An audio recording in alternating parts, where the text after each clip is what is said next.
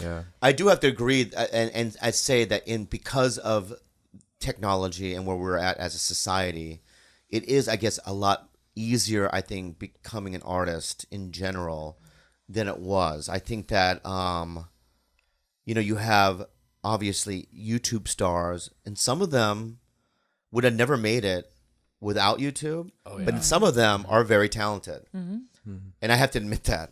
Mm-hmm. Yeah. I admit that if you look at some YouTubers and guys that didn't do the traditional thing that I did, which is work your fucking ass off, show up at open mics for 20 years, and you fucking crawl your way up to the top. You just turned on a fucking mechanism and go, "Hi, I'm JoJo, and look at my fucking punch that I made." Right? And they're like, "You can make this with watermelon juice and all, whatever." And then people go, "We like it," and then they get the fans, right? Yeah. I didn't do watermelon juice. I did show up at an open mic at a comedy club in Hollywood, wait 9 hours to do 3 minutes. You do that every fucking week for 10 years. Oh my Sorry, God. my bad. I got emotional. So do that. All right. Drives me crazy when people go, "That's all he does." Oh, You know what I mean? Like sometimes, I'll run into someone like David Spade, and he goes, "There he is, the guy that gets naked." And I want to tell Dave, "I like you, but don't say that because I have jokes, bro. I can kill it with jokes, bro." Bro, You know what I mean? Bob Saget says the same thing. "Hey, Mr. Nudity," and I say, "Hey, fuck, bro. What's his? I can get naked, what? But I can also tell jokes, and I can also do, characters, But and I can also act, bitch." I don't think they're referring to your stand-up routine or your act itself. You do like to get naked in public. I think that's what they're probably alluding to.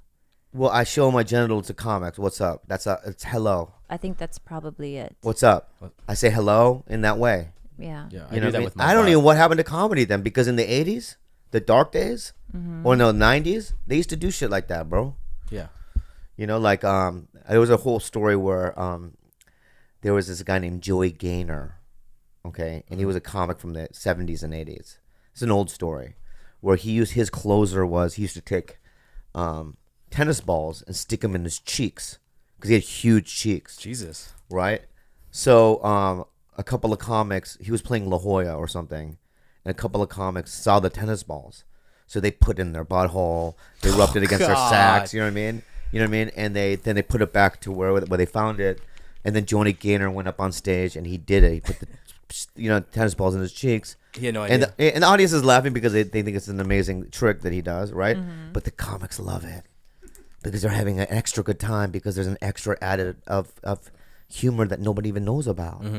I love that stuff. We ran into an old friend of Bobby when we were at breakfast today, and he's a comic, and he used to be Sam Kinison's best friend. His name's Carl LaBove. I don't know. You don't know him? Because you don't know nothing. That's true. You know who Sam Kinison is? Oh my God. You have to know who Sam Kinison is. Yeah. Okay. Yeah. But let's not make him feel bad. Let's just educate him. Go ahead, sweetie. Okay, so there was two guys from Houston that moved to LA back in the early 80s, and they were called the Houston Boys. Actually, there was a group of guys. It was Bill Hicks was a part of it, Sam Kinison, and Carl LaBove, and a couple of other people. But Carl LaBove and Sam Kinison were best friends. Sam Kinison was probably one of the biggest stand-up comedians out of the 80s. Okay? He was huge. Like the cover of Rolling Stone magazine, huge. Oh, okay. Okay.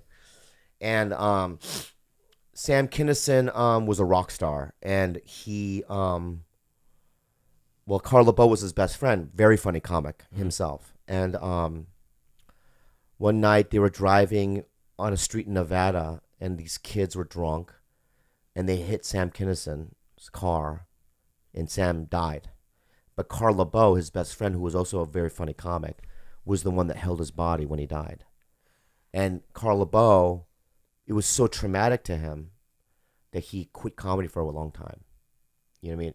But then when he came back into the game is when I met him, and he's like 60 maybe, the best physical comic I've ever seen. He's so funny. Very funny. And he has now gone through some things. I want to bring Carl LaBove as a guest because he lives here in town now because he moved away for a long time. But we ran into Carl. He's one of the funniest comics. If you have YouTube, check him out. He's very funny, and he's a good guy. But You can always tell like How people's long have you vibe. known him? How long have you known him? I've known him for 20 years. Oh wow. You can always tell Yeah. people's vibe when you are first introduced to someone, you know. Yeah. And when he came in and Bobby introduced me to him, like he just gave like the warmest, like most sincere hug. Like you can He's just the feel it best. like right away. Yeah. Yeah.